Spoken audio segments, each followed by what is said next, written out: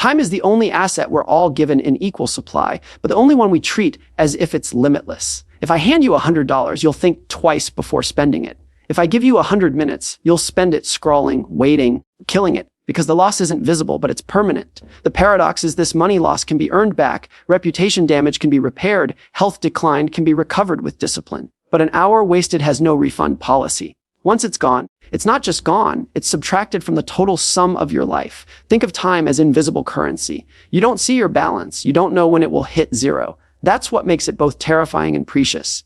And yet, the way most people use it looks a lot like someone burning cash just to stay warm. They'll say, it's only a few minutes, but string together enough, only a few minutes, and suddenly it's years. The danger of wasting time is not that you feel the loss in the moment, it's that you don't. When you waste money, your bank account reminds you. When you waste health, your body reminds you.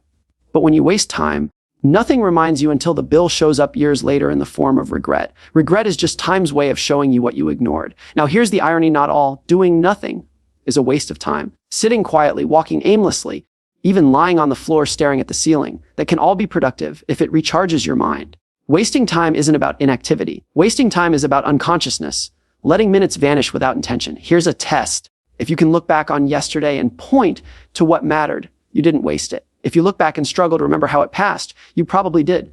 The most successful people aren't the busiest. They're the most intentional. They understand that saying yes to something means saying no to something else, and they guard their minutes as if every one is a gold coin slipping out of their pocket, because that's exactly what it is. Every choice you make with your time compounds. Small efforts, reading a page, learning a skill, having a meaningful conversation stack up quietly. So does the opposite, scrolling, complaining, drifting. The scary part is that time compounds whether you're aware of it or not. The question is, do you want to be a victim of that compounding or the beneficiary of it? At the end of life, no one wishes they had earned more money. No one wishes they had owned more things. They wish they had more time, or that they had used the time they had differently. So don't wait for the reminder that comes too late. Don't waste time, because you don't know how much you have left. And the minutes you treat casually today will be the ones you beg for tomorrow. Time is the only currency you can't earn back. Once spent, it's gone forever. People often talk about time as if it's abundant, as if tomorrow is guaranteed, as if the calendar is infinite. But time is different from money, different from possessions, different from status, because no matter how hard you work, no matter how much you achieve, no matter how much you beg for it, you will never add another hour to your life. You can add money to your bank account. You can buy new things to replace the ones that break. You can rebuild a career after failure, but you cannot rebuild time. Every tick of the clock is a withdrawal from an account you didn't ask to open and can't refill once it's drained. People fool themselves into believing they're saving time, but there's no such thing. You don't save time, you only spend it more wisely or more poorly. Think about how carefully people treat their money. A lost wallet can ruin their mood for weeks. A bad investment can keep them awake at night.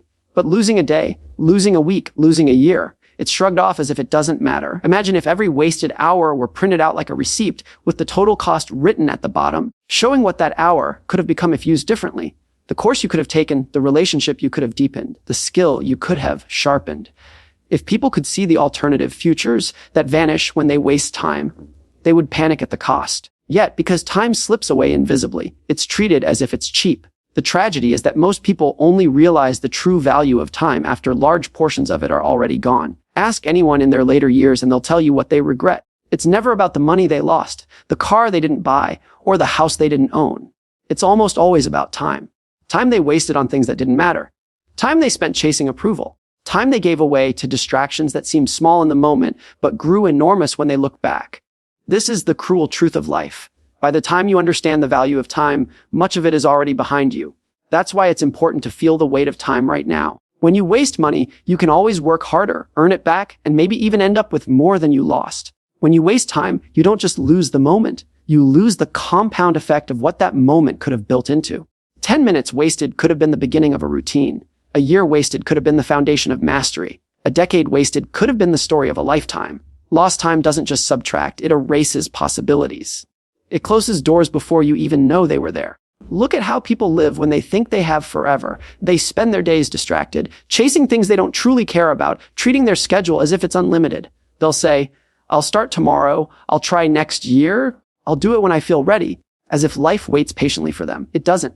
Life keeps moving, and while you hesitate, while you procrastinate, while you waste, the clock keeps ticking in silence. The minutes you don't value today will not return tomorrow with interest. They will be gone, replaced by new minutes, and eventually even those will run out. The illusion of time abundance is the greatest trap of all. You wake up believing you have years left, but you don't know. Nobody knows. The problem is that people imagine their life as a long road stretching endlessly ahead, when in reality, it's more like walking in heavy fog. You can only see a few steps in front of you. You have no idea when the cliff edge arrives. That's why treating time as infinite is the most dangerous mistake you can make. You don't know how much of it you have, so the only rational choice is to treat every portion of it as if it's priceless. And yet the world is full of distractions pulling at your attention, begging you to waste time on them. Social media, endless entertainment, shallow arguments, meaningless routines, things that consume your minutes without ever giving them back in value. It feels harmless to give away a few moments here and there, but the habit compounds. Waste enough small pieces of time, and suddenly the best years of your life are behind you, and you can't even remember where they went. What feels like entertainment in the moment often reveals itself as emptiness in hindsight. The truth is, you don't have to be busy every second of the day. You don't have to treat time like a strict accountant would, recording every detail. But you do have to be intentional. The difference between wasting time and spending time well is intention. If you choose to rest, it's not wasted. It's invested in your energy. If you choose to play, it's not wasted. It's invested in your joy. But if you let hours vanish without knowing where they went, that's when waste happens. That's when regret starts to build in silence. Life is a collection of traded moments. Every yes to one thing is a no to something else. Every hour you give to a screen is an hour you didn't give to a conversation, a book, a goal, a dream. People think they can multitask their way around this truth, but they can't. Attention is finite, and time is finite.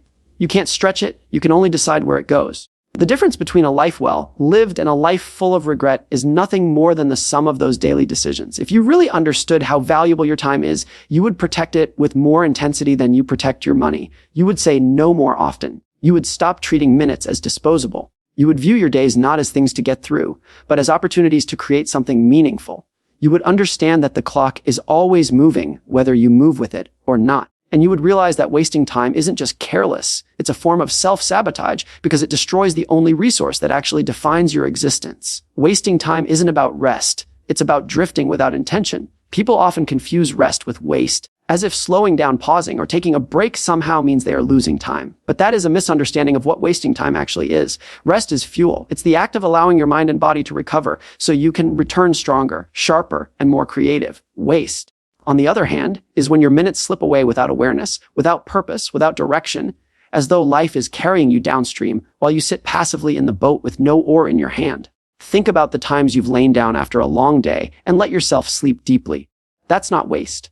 That's recovery. Or the moments when you sit quietly with a cup of tea, staring out the window, not doing anything in particular, but allowing thoughts to settle. That's not waste either. That's reflection. The human body and the human mind are not machines designed for endless productivity. They need cycles of rest just as much as they need cycles of exertion. To call rest waste is to misunderstand the very design of life itself. Wasting time comes not from stillness, but from drift. Drift happens when you don't know why you're doing what you're doing.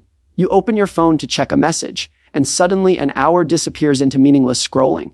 You sit down to watch one episode of a show, and it becomes an entire season without you remembering half of what you saw.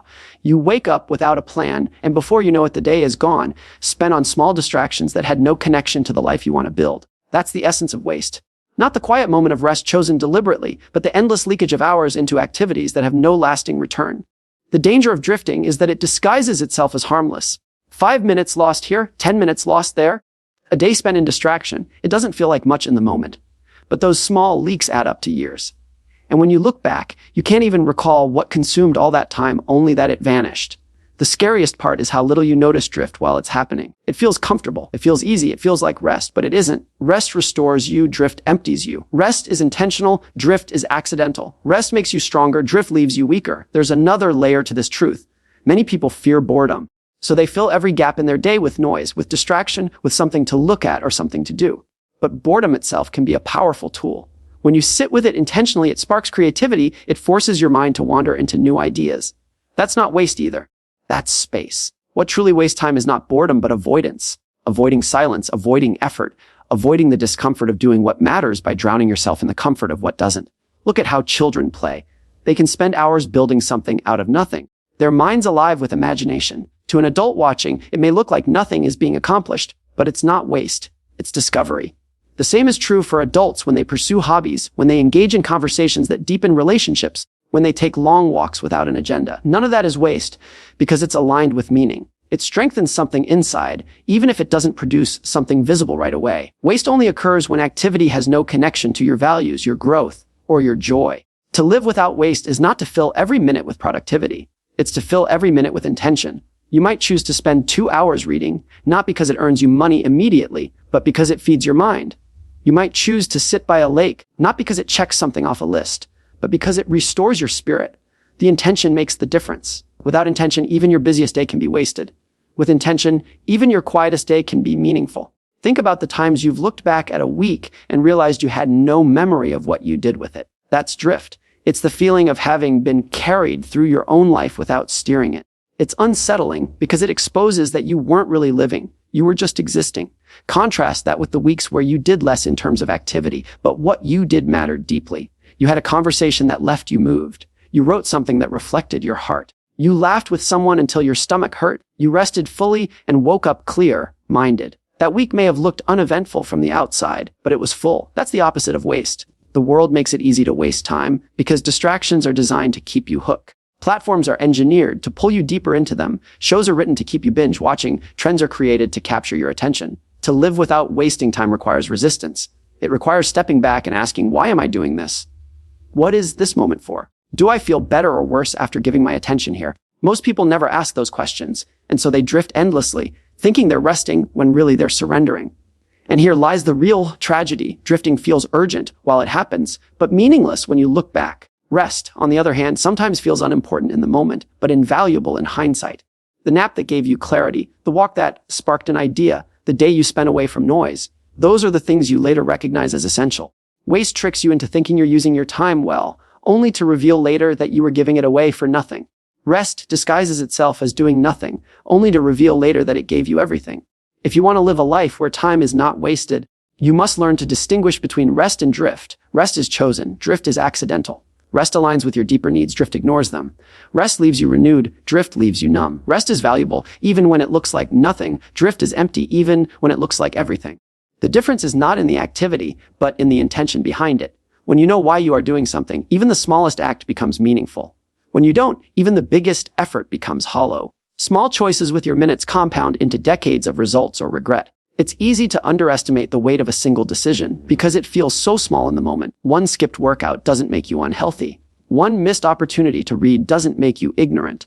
One evening of procrastination doesn't ruin your career. The human brain is wired to judge the significance of things by how immediate their effects are, and because the results of a single choice often don't appear right away, people assume the choice doesn't matter. But that's not how time works. Time magnifies the small, and it magnifies it relentlessly. The decisions you make with your minutes build up quietly until they become the shape of your entire life. Think about compound interest in money. A few dollars invested daily, even at a modest return, grows into something enormous over decades. The same principle applies to time. A few minutes spent learning every day can make you an expert in a field over 10 years. A few minutes spent strengthening a relationship can create bonds that last a lifetime. A few minutes spent exercising consistently can transform your health. But it works in reverse as well. A few minutes wasted repeatedly, scrolling without purpose, complaining without action, avoiding without reason, can hollow out entire decades until you wonder where the time went. The frightening thing about compounding is that it happens whether you want it to or not. Time compounds by default.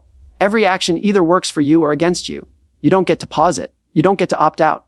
You are always compounding something: habits or excuses, growth or stagnation, discipline or regret. The question isn't whether your minutes are compounding. The question is what they're compounding into. When you look at successful people, what you often see is the end result of thousands of small, unremarkable choices that accumulated into mastery. They weren't transformed overnight by one huge decision. They were shaped by daily consistency, by deciding repeatedly to use their time in ways that aligned with their goals. A writer who finishes a book didn't write it in a burst of inspiration. They wrote it sentence by sentence. An athlete who wins championships didn't prepare in a week. They prepared through years of small daily decisions to train, to rest, to repeat.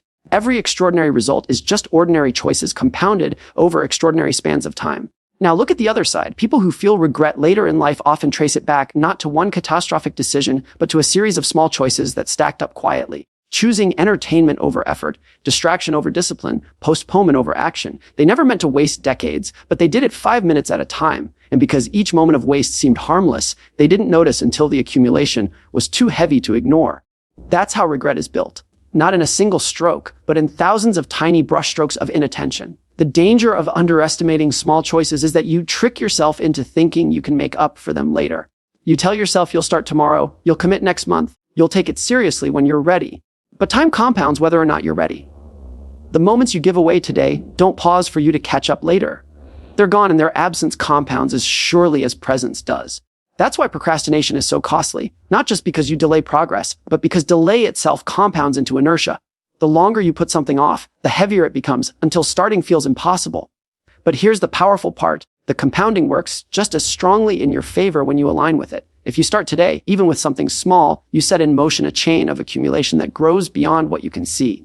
Reading a page each day turns into libraries over time. Saving a small portion of money builds wealth. Taking a short walk daily improves your health dramatically across years. Calling someone you care about for a few minutes strengthens a relationship in ways that last for decades. None of these things look like much when you do them once, but they change everything when you do them repeatedly. It's the smallness of the choice that makes it deceptive. People think change must be grand, dramatic, and immediate to matter. They look for big transformations, huge resolutions, or sudden breakthroughs. But life rarely works like that. Big changes are almost always the result of small decisions compounded. If you want to see where your life will be in 5 or 10 years, don't look at your big goals, look at your small daily choices. They're the clearest predictor of where you're headed. And what's interesting is how time magnifies not just the choices themselves, but also your relationship to them. Discipline grows easier the more you practice it, just as avoidance grows heavier the more you indulge it. That's another form of compounding. Your habits compound on themselves. Every time you choose effort over ease, you make it easier to choose effort again. Every time you choose distraction over focus, you strengthen the pull of distraction. In this way, you're not just compounding results, you're compounding identity. Who you become is simply the result of which small choices you've repeated the most. When people say life is short, they usually mean that it passes quickly. But life is also long, and that length magnifies your choices. You may feel safe wasting an afternoon, but multiply that by hundreds of afternoons, and suddenly your life trajectory is completely altered. The beauty and the terror of compounding is that it takes small things and makes them big. That means you don't need massive resources or perfect opportunities to create a meaningful life. You just need to align your minutes with your values and let compounding do its work. But it also means you can't afford to dismiss the small choices as unimportant, because those are the ones that shape everything. Imagine two people standing side by side, making slightly different choices with their time. One spends 30 minutes each day building a skill. The other spends 30 minutes each day lost in distraction. After a week, the difference is invisible. After a month, still small. But after 10 years, one has mastery, confidence, and results, while the other has only regret and the haunting question of what could have been. The gap between them wasn't created by a single huge event. It was created by tiny, daily compounding. That's how lives diverge quietly and steadily, 1 minute at a time. If you want to see the compounding effect in action, look at your present self compared to your past. Who you are today is the sum of thousands of small choices made in the past. What you ate, what you learned, who you spent time with, what you avoided, what you embraced. And who you will become in the future is already being determined by the small choices you're making right now. Every minute you spend today is a vote for the person you'll be tomorrow. Those votes add up until they become your life story. Guard your time like treasure, because every yes is also a no to something else. Most people underestimate how valuable their time is because they don't see its cost in real time. Say yes to an invitation you don't care about, and what you're really saying no to is the book you wanted to read, the work you needed to finish, or the quiet moment you needed to recharge. Say yes to scrolling endlessly, and what you're really saying no to is meaningful conversation, reflection, or progress. Time is finite, which means every choice is an exchange, and those exchanges accumulate into the quality of your life. People forget this because they treat their minutes as disposable, but every yes you give is silently shaping what your life becomes. Think of how people protect their money. They track expenses, they set budgets, they say no to purchases they don't need because they know money doesn't stretch forever. But with time, the same logic rarely applies. Hours are spent casually, given away without question, handed to anyone or anything that demands them. The irony is that money lost can be earned back, but time lost cannot. If people treated time with the same seriousness as they treated money, they would see that each hour is worth more than any dollar, because no amount of wealth can buy it back. The difficulty lies in how invisible the trade-offs are. When you spend money, you see the transaction. Your account decreases, your wallet feels lighter. But when you spend time, nothing reminds you of the cost. You don't see the opportunity you missed. You don't see the progress you didn't make. You only feel it later, when regret surfaces and you realize what could have been. That's why it's so important to become conscious of your yes and your no. Every commitment, every decision, every distraction. These are not neutral. They are transactions in the most valuable currency you'll ever own. The danger of saying yes too easily is that it drains your life of focus. Time is limited, energy is limited, attention is limited. Every time you say yes without thought, you dilute yourself. You spread your minutes thin until none of them carry the weight they should. This is how people become busy, but not fulfilled, constantly in motion, but going nowhere. They've said yes to so many things that none of them matter deeply. Business masquerades as productivity, but it's often just a sign that you've said yes too often and no too rarely. Guarding your time means creating boundaries, and boundaries are uncomfortable because they require you to disappoint others. But every time you protect your minutes, you're not just saying no to something outside. You're saying yes to something inside. You're saying yes to the goals you set for yourself, the values you want to live by, the relationships you truly care about. You're saying yes to depth instead of noise. The people who live with clarity are not the ones who have endless energy, but the ones who know what deserves their energy and what doesn't. Consider how many people look back and wonder where their time went. They don't remember what consumed their days because so much of it was given to obligations that didn't matter, distractions that didn't last, or activities that left no trace. This is the quiet tragedy of not guarding your time. You end up living someone else's priorities instead of your own. Saying yes without thought is handing over control of your life to whoever asks the loudest. Guarding your time is reclaiming that control. It's worth noticing that some of the most impactful people in history were not the busiest, but the most selective. They understood that focus was power, that doing fewer things with full presence achieved more than doing many things halfway. They treated their time as treasure, carefully deciding what to say yes to and fiercely protecting everything else. Their lives became defined not by the number of things they did, but by the importance of the things they chose to do. And the truth is, saying no doesn't mean rejecting life. It means choosing life. It means choosing the kind of life that aligns with what you actually want, not what others demand from you. It means recognizing that you can't do everything, so you'd better do the things that matter most. The world is full of noise, full of people and systems that will gladly take your time if you give it. If you don't guard it, it will be spent for you, often on things that don't matter to you at all. This is why awareness is so critical. Before saying yes, ask yourself, what am I saying no to if I agree to this? That question alone can change the way you live. Agreeing to stay late at work might mean saying no to dinner with your family. Saying yes to another hour online might mean saying no to an early night's sleep. Saying yes to an unnecessary meeting might mean saying no to the project that could change your career. The trade-offs are constant, and whether or not you see them, you are making them. Guarding your time also requires understanding that not everything deserves urgency. Many things that demand your attention can wait or can be ignored altogether. The emails, the notifications, the trivial obligations, they all present themselves as urgent. But most are not important. If you let urgency dictate your yes, you'll spend your life solving small fires while the bigger, more meaningful work never gets done. Guarding your time means distinguishing between urgency and importance and protecting space for what truly moves your life forward. It's also worth recognizing that guarding your time is not selfish. It might feel that way at first, especially when you say no to someone else's request. But in reality, protecting your time allows you to show up more fully when you do say yes. If you spread yourself thin by saying yes to everything, you show up drained, distracted, and half-hearted. When you guard your time, you preserve the energy to give your best to the commitments that matter. Saying no to what drains you is what allows you to say yes with full presence to what matters most. Think of your life as a canvas. Each minute is a brushstroke. If you let anyone pick up the brush, the painting becomes chaotic and messy, a reflection of everyone else's desires but not your own. If you guard the canvas, if you choose the strokes carefully, the picture becomes intentional, meaningful, something that reflects who you are and what you value. Every yes adds a stroke, and every no protects the space for the strokes that matter. In the end, the quality of your life will not be measured by how many things you said yes to, but by the depth and meaning of the things you gave your time to. Every yes carries a hidden cost, and that cost is the life you could have lived differently. Guard your time as if it is treasure, because that's what it is. Every hour is a coin you can spend only once, and every coin spent thoughtlessly is a piece of your life you don't get back. At the end of life, people don't regret money lost. They regret time wasted. You can meet someone who lost their fortune, and they'll tell you stories about how they rebuilt, how they started over, how they found a way to recover. But when you meet someone who has wasted years of their life, there's no rebuilding. There's no restarting. There's only the haunting weight of what could have been. Time doesn't give refunds. That's why the most painful regrets are not about financial mistakes, failed deals, or missed investments. They're about the hours that slipped by unnoticed, the days that passed without meaning, the years that disappeared into distractions and obligations that never mattered in the first place. If you talk to people nearing the end of their lives, you'll notice a pattern in what they say. They don't talk about their bank accounts or their possessions. They talk about memories, about relationships, about moments that gave them joy or meaning. They also talk about the moments they didn't take, the opportunities they let pass, the people they didn't spend enough time with, the dreams they kept postponing until it was too late. Those regrets are sharper than any financial loss could ever be, because money can be regained, but time cannot.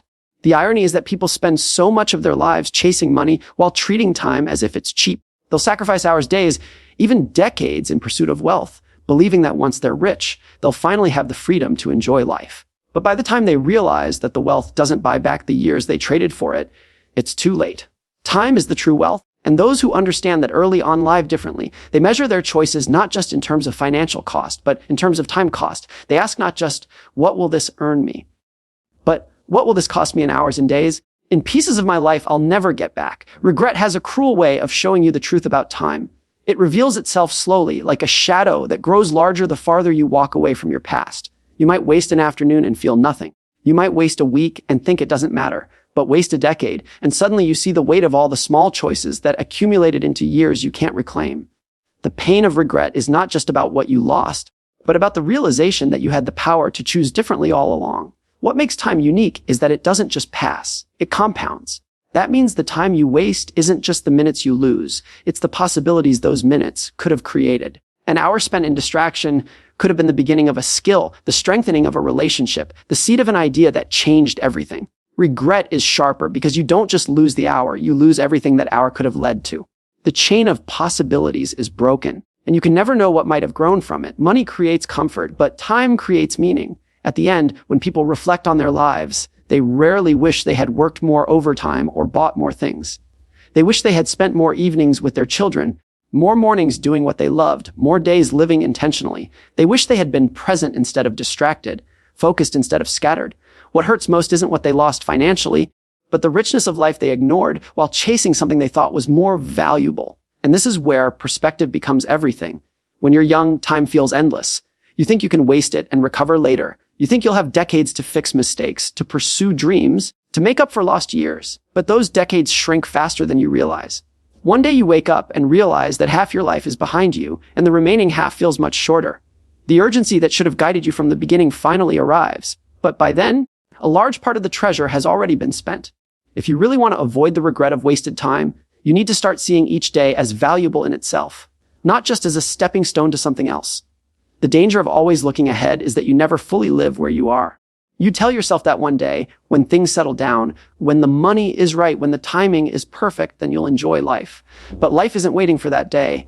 Life is happening now, and every moment you treat as disposable is a piece of it you'll never get back. The people who reach the end of their lives with the least regret are the ones who understood this truth early on. They weren't perfect, they wasted time too, but they didn't build their lives around waste. They learned to prioritize meaning over noise, relationships over distractions, purpose over convenience. They weren't afraid to say no to things that didn't matter because they knew every yes carried a cost.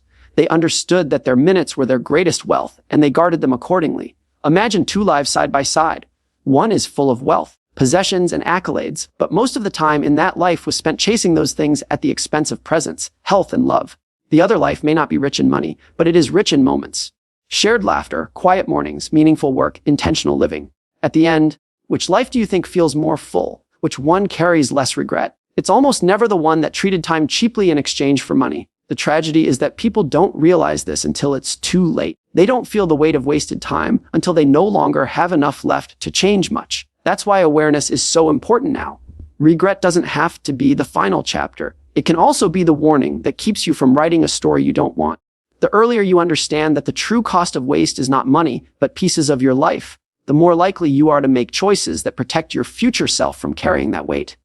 Every day you wake up, you're given a deposit of time.